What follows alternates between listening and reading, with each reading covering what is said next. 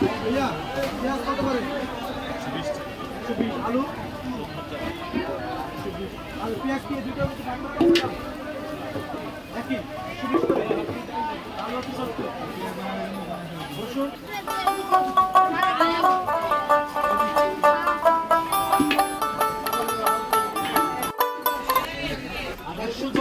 110 আর এটা সেম আলু কত করে? রসুন